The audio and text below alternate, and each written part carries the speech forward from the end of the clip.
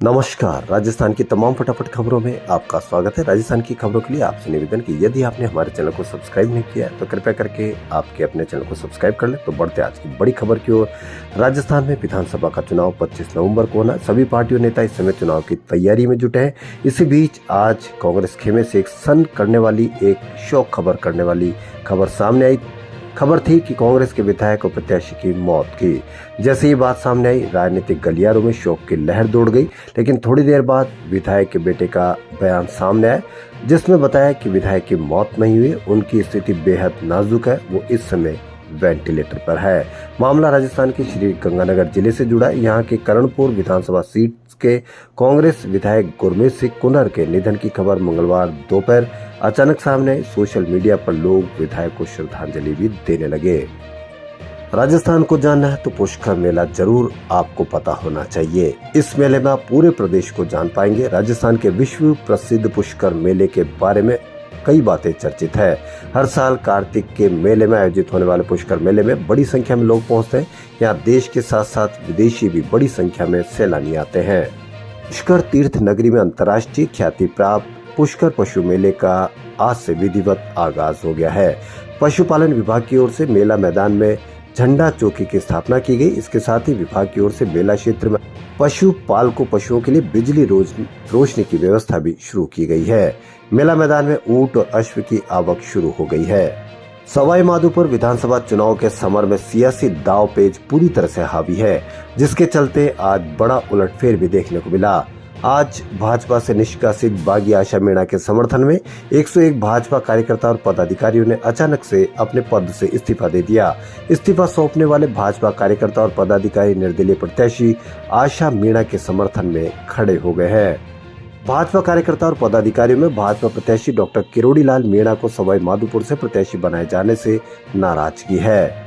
राजस्थान के मुख्यमंत्री अशोक गहलोत ने आज प्रधानमंत्री नरेंद्र मोदी और गृह मंत्री अमित शाह सहित भाजपा नेताओं को चुनाव में धर्म के बारे में बात करने के बजाय राज्य सरकार के काम पर बोलने की चुनौती दी।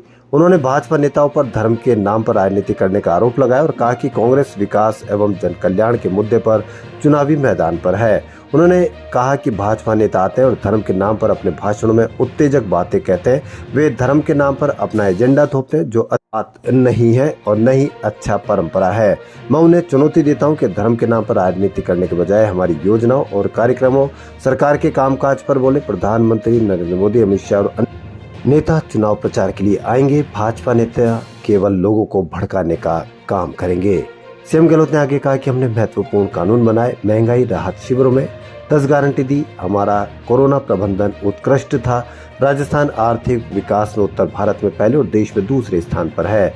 हमने 5 साल में अच्छा शासन दिया। विकास हमारा एजेंडा है और हम इसी पर चुनाव लड़ रहे हैं। मंत्री ने अल्बर्ट हॉल में पूर्व प्रधानमंत्री जवाहरलाल नेहरू को उनकी जयंती पर श्रद्धांजलि देने के बाद कहा कि मैं भाजपा नेताओं को चुनौती देता हूं कि वे हमारी योजनाओं, कार्यक्रमों और राज्य सरकार द्वारा किए गए विकास कार्यों के बारे में बात करें। कांग्रेस बीजेपी आमने सामने चुनावी मैदान में, नेता एक दूसरे पर जुबानी हमला कर रहे हैं। मंगलवार को तिजारा विधानसभा सीट से भाजपा प्रत्याशी और सांसद महंत बालकनाथ ने एक बड़ा विवादित बयान दे डाला है। महंत बालकनाथ का बयान अब सोशल मीडिया पर वायरल हो रहा है। वायरल वीडियो में महंत बालकनाथ विधानसभा चुनाव 2023 की तुलना भारत पाकिस्तान के मैच से कर रहे हैं। यह भाषण टपुकुड़ा की क्रिश और तिरहान सोसाइटी का है, जहां बालकनाथ प्रचार के लिए पहुंचे थे। इस दौरान करीब 150 से 200 लोग सभा में उपस्थित थे। वीडियो में महंत बालकनाथ ये कहते हुए सुने गए कि देखिए, भारत पाकिस्तान का मैच है, इस बार भाई है कि नहीं, इस बार भारत पाकिस्तान का मैच है। यहाँ जीत की ही लड़ाई नहीं है, यहाँ वोटिंग प्रतिशत की भी लड़ाई है। उधर वोटिंग प्रतिशत कितना होता है ये बताने की आवश्यकता नहीं है। इस पर आप अपना अवश्य कमेंट करें, क्योंकि ये आपके बच्चों का सवाल है। राजस्थान में विधानसभा चुनाव को लेकर भाजपा के राष्ट्रीय अध्यक्ष जेपी नड्डा 17 नवंबर को जैसलमेर आ रहे हैं। राजस्थान विधानसभा चुनाव को लेकर चुनाव प्रभारी सुखजिंदर सिंह रंधावा ने एक और मौका देते हुए रविवार को पत्र जारी कर चेतावनी दी कि जो भी बागी प्रत्याशी हैं वह रिटायर्ड होने का वादा करें और रिटायर्ड होने की कार्रवाई करें, वरना उनके खिलाफ कड़ी कार्रवाई की जाएगी। कांग्रेस की आज से 6 संभागों में यात्रा शुरू हुई। कांग्रेस की 7 गारंटी यात्रा का फेज 2 आज से शुरू हो गया है। आज सुबह 10 बजे मुख्यमंत्री गहलोत कोटा संभाग से यात्रा की शुरुआत की। मंगलवार को श्री गंगानगर, श्री माधोपुर, गंगापुर सिटी में कांग्रेस गारंटी संवाद का आयोजन किया गया। कांग्रेस की 7 गारंटियों को लेकर जयपुर, जोधपुर, उदयपुर, बीकानेर, भरतपुर, कोटा और अजमेर संभाग में यात्रा का दूसरा चरण होगा। इस गारंटी यात्रा के दौरान कांग्रेस के राष्ट्रीय अध्यक्ष मल्लिकार्जुन खड़गे, राहुल गांधी, प्रियंका गांधी समेत कई केंद्रीय नेता शामिल होंगे। इससे पहले गारंटी यात्रा के पहले चरण में गहलोत ने 7 गारंटियों को जनता के बीच रखा था। उस दौरान उन्होंने कहा कि कांग्रेस का घोषणा पत्र भी शानदार होगा। साथ ही कहा कि प्रदेश की जनता के लिए 7 गारंटी और लेकर आए हैं। दीपावली के पर्व पर शहर भर में 84 से अधिक लोग घायल हुए और आग लगने की करीब 25 सूचनाएं मिली।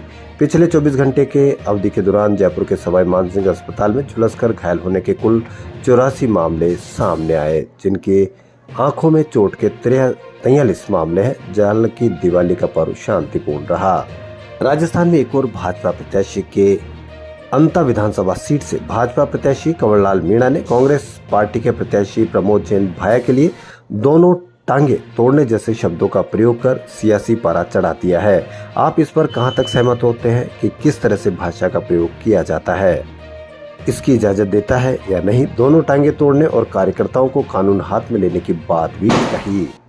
वहीं सीएम अशोक गहलोत का पुराना वादा, आप मांगते मांगते थक जाओगे, मैं देते देते नहीं थकूंगा। मुख्यमंत्री अशोक गहलोत फिर से ये लाइन दोहराई। सीएम अपने होम टाउन जोधपुर में कांग्रेस प्रत्याशी के लिए प्रचार अभियान चला रहे थे। इसी दौरान उन्होंने लोगों को संबोधित करते हुए ये बात कही।